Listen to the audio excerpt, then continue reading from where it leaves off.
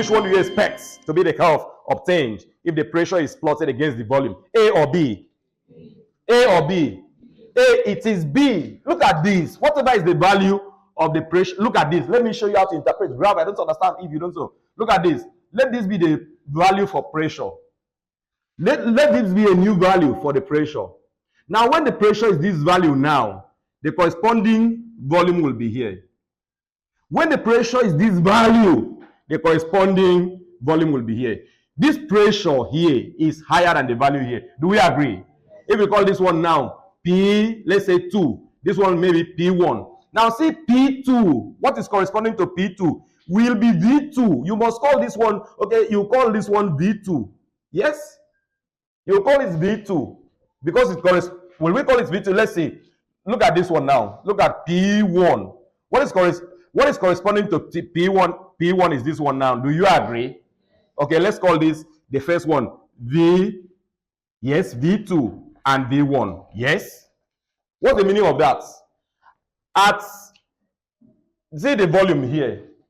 The volume has increased. Look at this movement. This movement here, is that increase or decrease? Increase. Do we agree?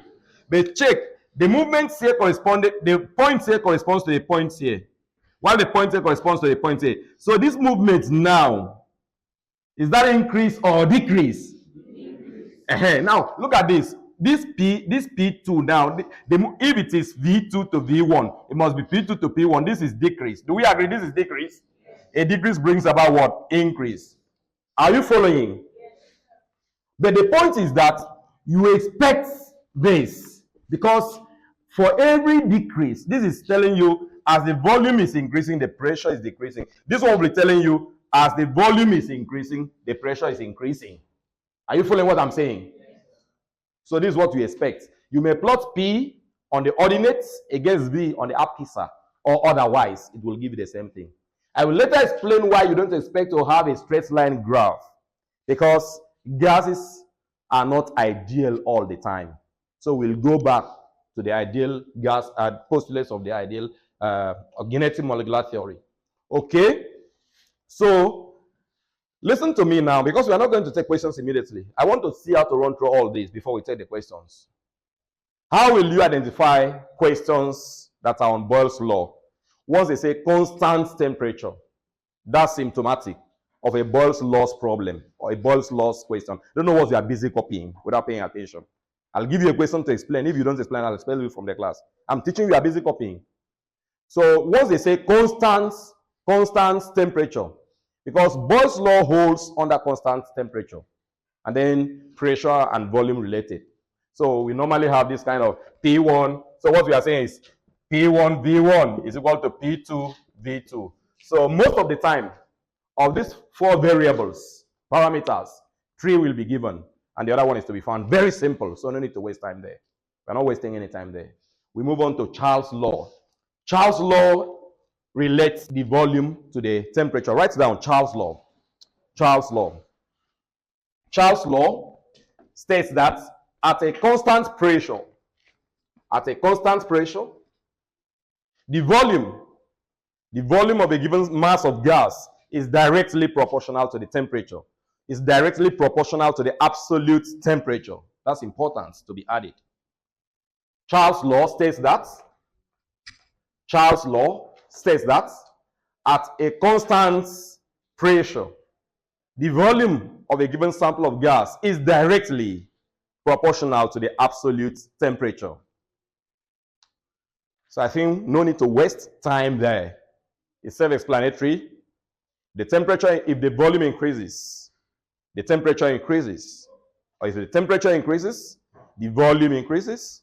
The temperature falls or the volume falls, you expect a fall in the other one. Pressure remaining constant. So what we are saying is this. Pay attention. V is directly proportional to T. Is that so?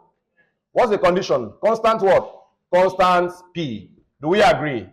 So V is equal to KT. Who are the ones talking? If you talk again, I'll send you out of this class.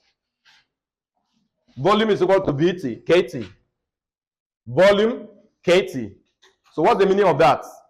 If we make K the subject of the relationship, it means that volume divided by T is equal to K.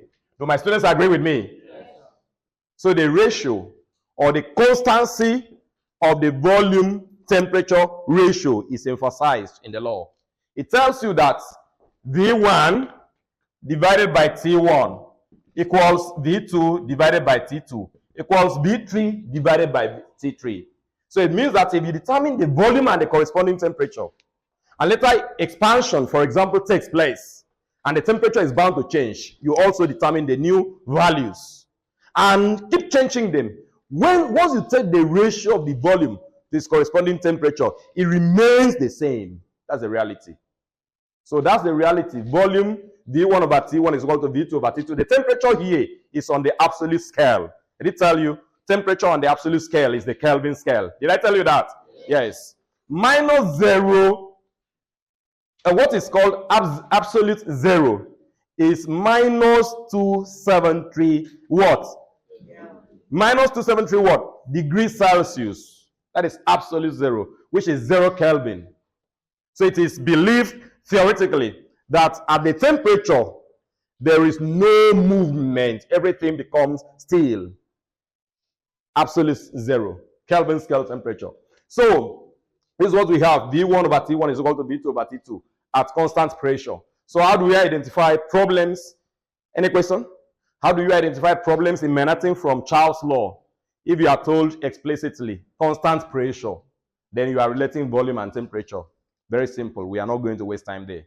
And always ensure the temperature is on the absolute scale, Kelvin.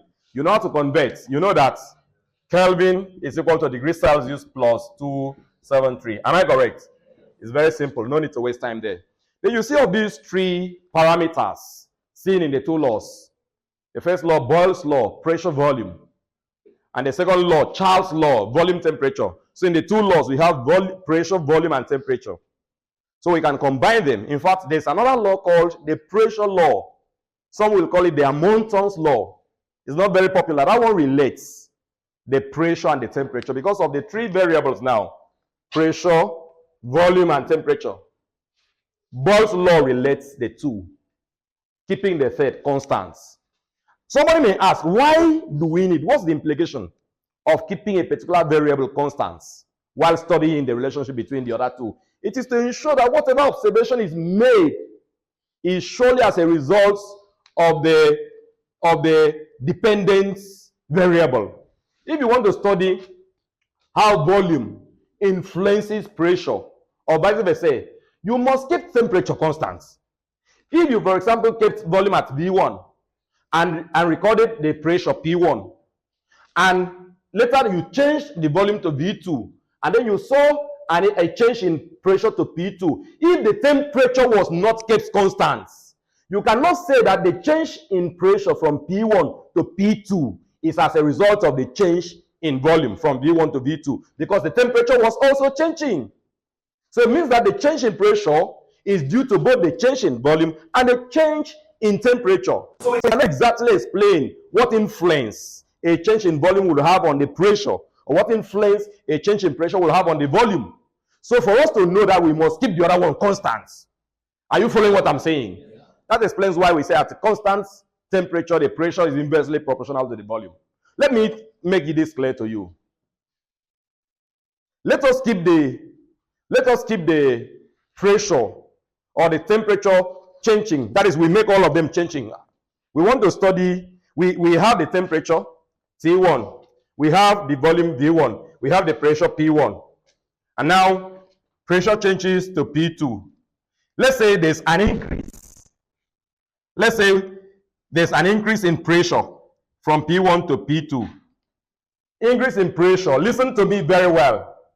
Increase in pressure should be consequent upon what in volume? Increase or decrease? Decrease. Do you agree with me? But consequent upon what in temperature? Reason a little. No, I'm saying that let's assume we did not keep it constant, because I want you to see the need to keep it constant. If the pressure increased, it means the volume must have decreased. Is that so? Yeah. But also think, what if the temperature increased? If the temperature increased, the pressure will also increase. Why? If the temperature increased, the kinetic energy of the molecules will increase. Do we agree? If the kinetic energy increases, they will move faster. Do we agree? If they move faster, they will collide more frequently. Do we agree? More frequency of collision means greater pressure. Is that so? So if you kept these two, if you did not change, if you did not keep any of these constants, and then you saw an increase in this, you wouldn't know whether the increase in the pressure is due to decrease in volume or increase in temperature. You wouldn't know, because these two changes in these two will ensure a change in this. That's the reality. So if you want to really know whether the change in this, any of them, it's just I'm using pressure as an example here. If you want to know whether a change in one of these parameters is as a result of the other one, one of the three must be kept constant. If you keep two or the two changing and you want to studying the change in the other one, you will have to come and explain in terms of the other two, and there will be no clarity. That's the point we are making now. So you can see with me that pressure and temperature vary how? Inversely or directly? Pressure and temperature inversely or directly? Directly. If the temperature increases, the substances, the molecules will move faster because of increasing kinetic energy. Moving faster ensures a higher frequency of collisions. Collisions result in pressure. Okay? So the three can be combined, but we don't want to give a third law. All we know that is to combine the three and say PV all over T, yes, is equal to constant. This is called the combined gas law. This is called the what? Combined gas law. So how can you write it? It means that P1 V1 all over what? T1 is equal to what? P2 V2 all over what? T2. In fact, I can tell you, if you use this one for any of the laws, whether Boyle's law or Charles' law, you'll get the answer, but it will be a waste of time. So it is better for you to read the question and know whether it is Boyle's law the question comes from, or Charles' law, or the combined. But even if you don't know, you use the combined, it will solve any of the problems. Because if it is combined, if it is Boyle's law, and you are using the combined, you will see, if you are doing the right thing, that the temperature can remain constant. If the temperature remains constant, it means T1 is equal to T2. So you return to Boyle's law. P1 V1 is P2 V2. If the pressure remains constant, you'll see that P1 and P2 will just go. They will cancel out. So you return to Charles' law. V1 over T1 is equal to V2 over T2. Are you following what I'm saying? I'm going to solve many problems we are going to solve together. Okay? You will also have what is called the ideal gas law. The what? The ideal gas law. Before we take it, we need to understand what an ideal gas is. In fact, I need to tell my students that we have two types of gases in chemistry. Listen to me. Two types of gases in chemistry: an ideal gas and a real gas.